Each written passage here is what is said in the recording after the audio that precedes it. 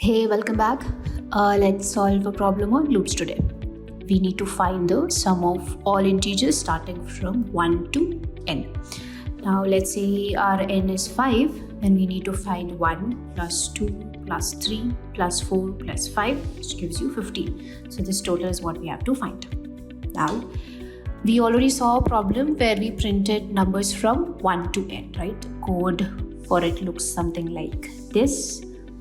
We will use the same logic, but this time, instead of printing the numbers, we will add them together to find their sum. So let's use a variable called sum to store the total.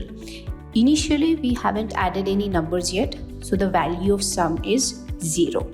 Now, once we start the loop from 1 to n, instead of printing the numbers, we will add this number to the variable sum. Now, this addition is stored back in sum. Let's dry run this code with n as 5.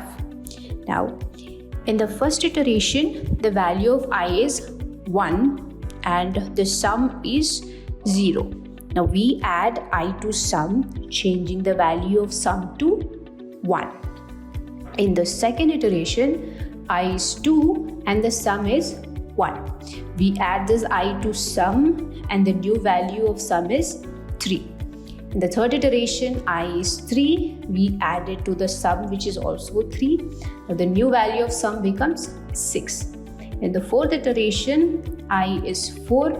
We add it to the sum, which is 6. So 6 plus 4 becomes 10. Now the sum becomes 10. In the final iteration, when I is 5, we add this value again to sum, which was previously 10. The final value of sum will be 15. Next, we come out of the loop and print the final value of sum, which is 15.